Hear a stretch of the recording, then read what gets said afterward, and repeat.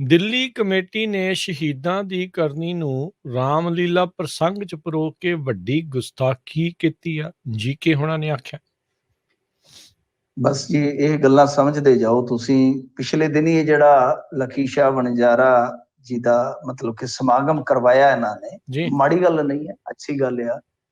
ਉਸ ਤੋਂ ਪਿੱਛੇ ਜੇ ਤੁਸੀਂ ਦੇਖੋਗੇ ਤਾਂ ਜਥੇਦਾਰ ਜੀ ਦਾ ਲੰਗਰ ਛਕਣਾ, ਜਿਹਦੇ ਤੇ ਬਹੁਤ ਸੰਗਤ ਨੇ ਇਤਰਾਜ਼ ਵੀ ਕੀਤਾ, ਤੁਹਾਨੂੰ ਪਤਾ ਹੋਵੇਗਾ, ਜਿਸ ਤਰੀਕੇ ਨਾਲ ਉੱਥੇ ਲੰਗਰ ਛਕਾਇਆ ਜਾ ਰਿਹਾ ਸੀਗਾ। ਤਾਂ ਇਹ ਚੀਜ਼ ਉਸ ਤੋਂ ਬਾਅਦ ਹੋਈ ਆ।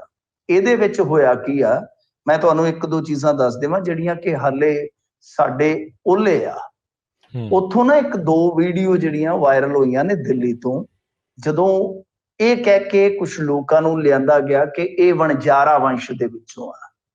ਪਹਿਲੀ ਗੱਲ ਇਹ ਆ ਕਿ ਹੁਣ ਜੇ ਇਧਰ ਆਪਾਂ ਟੋਲਣ ਲੱਗੀਏ ਤੇ ਬਹੁਤ ਪਿਛਾਂ ਤੱਕ ਚਲੇ ਜਾਂਦਾ, ਰਿਕਾਰਡ ਤੇ ਗਾਂ ਤੱਕ ਚਲੇ ਜਾਂਦਾ, ਬਥੇਰਾ ਕੁਛ ਹੈ। ਉਹਨਾਂ ਵਿੱਚੋਂ ਕੁਝ ਵਿਅਕਤੀ ਟੈਂਬੈਕੂ ਯੂਜ਼ ਕਰਦੇ ਜਿਹੜੇ ਆ, ਉਹ ਵੀਡੀਓ 'ਚ ਵਾਇਰਲ ਹੋਏ, ਅੰਦਰ ਵੀ ਤੇ ਬਾਹਰ ਵੀ। ਇਹ ਇੱਕ ਬੜਾ ਵੱਡਾ ਮੁੱਦਾ ਸੀਗਾ। ਇਹਦੇ ਤੇ ਨਾ ਅੱਜ ਮੇਰੇ ਖਿਆਲ ਦੇ ਨਾਲ ਜੇ ਤੁਸੀਂ ਸਪੋਕਸਮੈਨ ਅਖਬਾਰ ਤੇ ਜਾਓਗੇ ਤਾਂ ਉਹਦੇ 'ਚ ਇੱਕ ਛੋਟਾ ਜਿਹਾ ਬਿਆਨ ਜ਼ਰੂਰ ਲੱਗਾ, ਕੋਈ ਬਹੁਤੀ ਕਵਰੇਜ ਨਹੀਂ ਹੋਈ।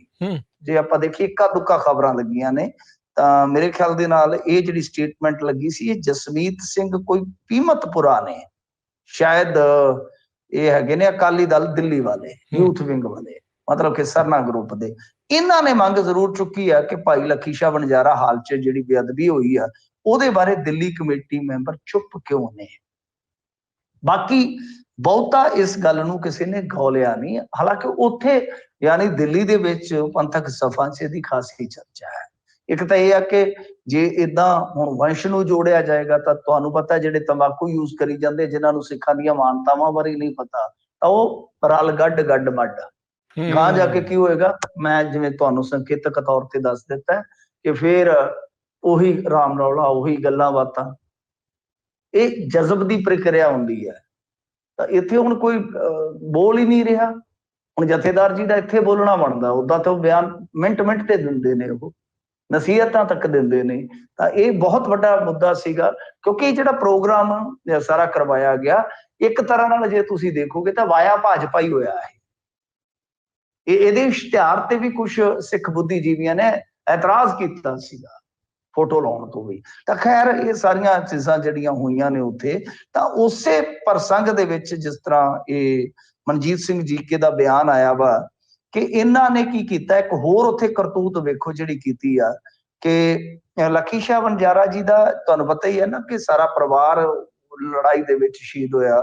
ਗੁਰੂ ਸਾਹਿਬ ਪ੍ਰਤੀ ਉਹਨਾਂ ਦੀ ਬਹੁਤ ਸ਼ਰਧਾ ਸੀ, ਅਥਾਹ ਸ਼ਰਧਾ ਸੀ।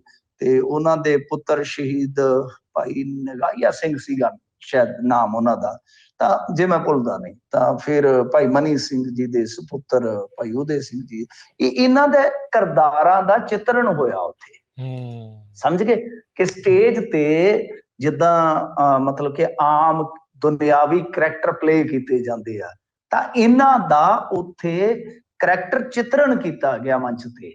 ਮੇਰੇ ਖਿਆਲ ਦੇ ਨਾਲ ਇਹ ਬਹੁਤ ਵੱਡੀ ਗੱਲ ਹੈ, ਬਹੁਤ ਵੱਡੀ। ਦੇਖੋ ਉਦਾਂ ਤੇ ਜੀਕੇ, ਸਿਰਸਾ, ਠੀਕ ਹੈ, ਸਾਰੇ ਸਿਆਸਤਦਾਨ ਆ, ਇੱਕ ਦੂਜੇ ਦੀਆਂ ਲੱਤਾਂ ਖਿੱਚਣ ਵਾਲੇ ਆ, ਮੌਕੇ ਤੇ ਚੌਕੇ ਲਾਉਣ ਵਾਲੇ ਆ, ਪਰ ਆ ਜਿਹੜੀਆਂ ਦੋ ਤਿੰਨ ਚੀਜ਼ਾਂ ਉੱਥੋਂ ਨਿਕਲੀਆਂ ਨੇ, ਇਹ ਸਿੱਖ ਜਗਤ ਵਾਸਤੇ ਧਿਆਨਯੋਗ ਨੇ, ਧਿਆਨ ਦੇਣ ਦੀ ਜ਼ਰੂਰਤ ਹੈ। ਮੈਂ ਜਿਵੇਂ ਤੁਹਾਨੂੰ ਵਾਰ-ਵਾਰ ਕਹਿ ਰਿਹਾ ਕਿ ਇਹ ਮਾਮਲਾ ਉਹਨਾਂ ਛੱਡ ਦੇਣ ਵਾਲਾ ਨਹੀਂ ਸੌਖਤਾ ਦੇ ਨਾਲ, ਜਿੰਨਾ ਅਸੀਂ ਛੱਡੀ ਬੈਠੇ ਆ। ਇਹ ਬਹੁਤ ਗੰਭੀਰਤਾ ਨਾਲ ਲੈਣ ਵਾਲਾ ਮਸਲਾ। ਮੈਂ ਜਿਵੇਂ ਕਹਿ ਰਿਹਾ ਵਾਰ-ਵਾਰ ਕਿ ਇਹ ਹੌਲੀ ਜਿਹੜਾ ਰਲੇਵਾਂ ਹੁੰਦਾ ਜਾਏਗਾ, ਇਹ ਜਜ਼ਬੀਕਰਨ ਦਾ ਇੱਕ ਤਰ੍ਹਾਂ ਨਾਲ ਕਹ ਲਓ ਪ੍ਰੋਸੈਸ ਹੀ ਹੈ। ਇਹ ਦੇਖਣਾ ਪਏਗਾ। ਠੀਕ ਹੈ, ਜਿਹੜਾ ਵੀ ਮਰਜ਼ੀ ਹੈ ਸਮਾਗਮ ਮਨਾਉਣ, ਖੁਸ਼ੀਆਂ ਮਨਾਉਣ, ਕਿਸੇ ਨੂੰ ਗੁਰੂ ਘਰ ਚ ਮਨਾਈ ਨਹੀਂ ਹੈ। ਸਿੱਖੀਜ਼ਮ ਚ ਕਿਸੇ ਨੂੰ ਕੋਈ ਮਨਾਈ ਨਹੀਂ ਹੈ, ਕੋਈ ਆਵੇ ਕੋਈ ਜਾਵੇ, ਕੋਈ ਸਭ ਦਾ ਸਵਾਗਤ ਆ।